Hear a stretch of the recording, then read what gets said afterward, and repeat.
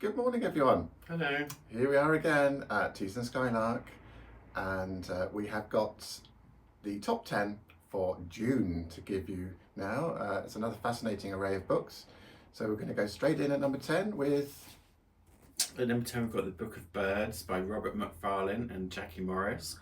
This is featured before, but it's a beautiful book. It's illustrations by Jackie Morris, words by Robert Macfarlane. It's the same team that did the Lost Words and Lost Spells, so you know if you're going to love it, if you like those.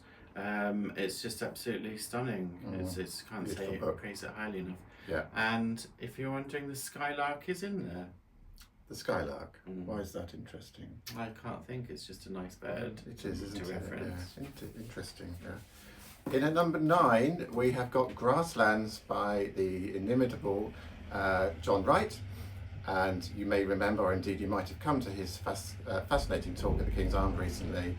It's a lovely jaunt through all the reasons why we need our grasslands and all the different types of grasslands, including the one where I live, which is called Hog Cliff, which actually has nothing to do with pigs. It's to do with the shape of the hill, which apparently is like a hog's back, hence the name. In at number 9. And you live in a field called Hogcliffe. I live near a field called Hogcliffe, Richard. Yes, I don't live in a field. At number 8, we've got Swimming Lessons by Claire Fuller. Possibly this is in the chart. It's a little old. I say old, it's about 2017. Possibly ancient. It's ancient now. This is the book club pick for Teasel and Skylark's book club for July. That's right, isn't it? Yes, we just met in July. And it's a thriller. It's set in Dorset, largely. And it's about a woman who goes missing. And it's quite twisty and plot-turny. It's quite dark. And it isn't really what you imagine. I like books that start as something and then don't quite go as you expect. It's a bit like life, really. It is quite like life. And speaking of book clubs, whilst Teasel and Skylark's fiction book club we're sort of full for membership at the moment, but you can leave, if you're interested in joining, you can leave your details, because we will keep them on file and let you know if places come available. But if you like the sound of books that we've just been talking about, like Grasslands, The Book of Birds, some of the other non-fiction that we're coming on to, we've got a brand new book club which we're launching, which is the Wild Pages book club, and that's going to meet on the last Wednesday of each month. But if you're interested in nature writing, call in and see us, or just drop in us an email and we'll sign you up. It's free to join, and we've got a few places left. So that's our book clubs. And if you have any other ideas for specific book clubs that you think might be interesting, then we're up to 3 now. Let us know. We are. Fiction, horror, folk horror, with the General Witchfinders, and now the Wild Pages for nature writing. So yeah, if you want us to do a book club, try us out. Yeah, and literally anything. Okay, right. In at number 7 now, we've got The Tattooed Hills. Again, another book featuring some of the local features around here.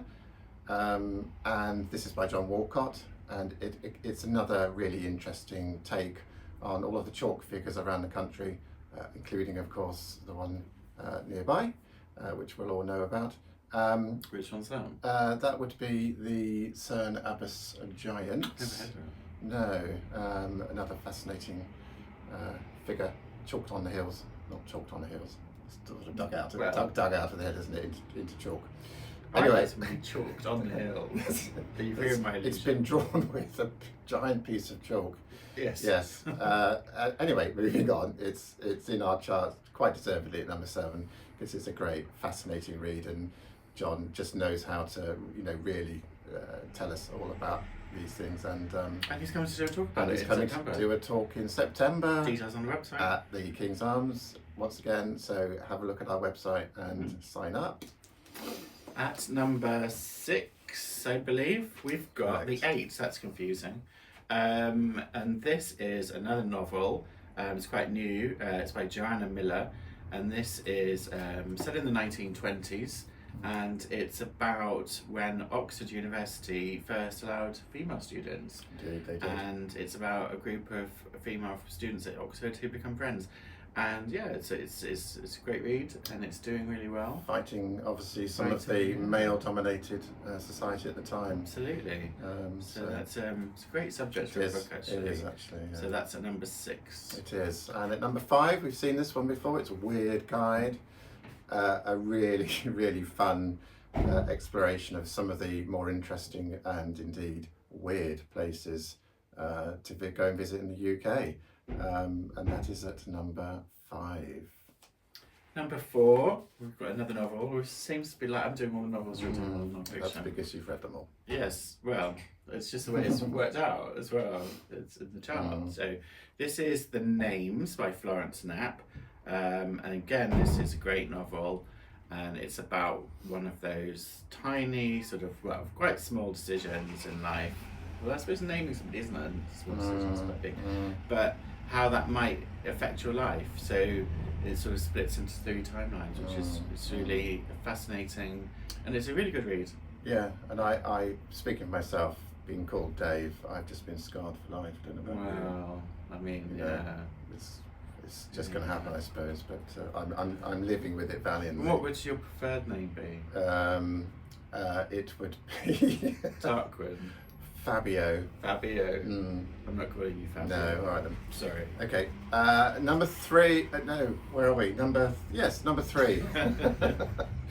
We rehearsed this. We have. It's so well rehearsed. We've got The Correspondent by Virginia Evans, and this is another one that my colleague and business partner has read, and it's a fascinating insight into letter writing.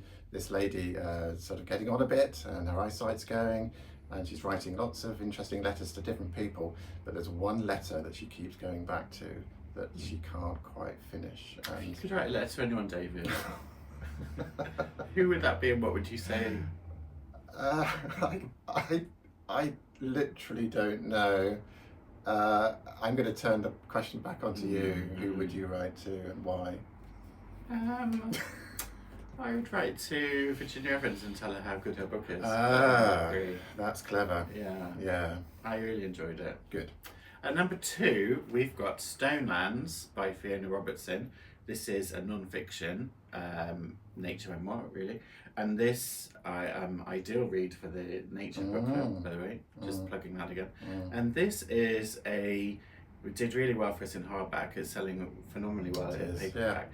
Yeah. And this is a journey through similar to Tattoo Tales, really, but looking at standing stones across the UK, the ancient standing stones, and it's a personal memoir about where she is in her life and with her husband situation. I don't want to say too much in case you haven't read it, and it's a really good read as well. I've said that a few times, but you have, it yes. is. That's what we do here. That's because indeed great it is. reads. So that's at number 2, Stonelands. Okay. Highly recommended. And at number 1, we have got Faith Ecclesall with her book Death by Canopy. And again, we had the delight of helping Faith launch this book recently at the King's Arms when she was in discussion with her agent Caroline Montgomery, and we had a fascinating insight into how the book came about. It's the second in a series. It's a great, fun, cozy crime series. It's number 2, and the previous one is called Death on the Roundabout. Body on the Roundabout. Body on the Roundabout, in actual fact. It's also a death, but it is but spoilers. Yes, yes, the body is dead. That is a bit of a spoiler, but yeah, no, a really, really fun summer read, and quite deservedly at number 1 because it's really selling well and it's just great. And we've been asked, haven't we, by customers lately about can we find something, or can we recommend something that's a little bit lighter? Yes, and it doesn't end in total annihilation and destruction. I don't know why, but no, it's something to do with the world we're living in at the moment, maybe. So that fits into that category completely. It's funny, it's great, it's light, and it's Dorset based, Pidlington Minster, I know it well. So that is our top 10. That was our top 10. June 2026. Hope you join us again in August for our July books. Yeah. Well, we'll be 1 year old. Soon be Christmas. Yes, we will be 1 year old. Celebrating our first birthday in the shop. 4th of August. And there might be cake and balloons. There might. Who knows? There might be. So, thanks for watching. Okay. Thank you, David. Thank you, Richard. Thank you, Fabio. Yes, that's what I get, yeah. See you soon. Yeah, bye. Bye.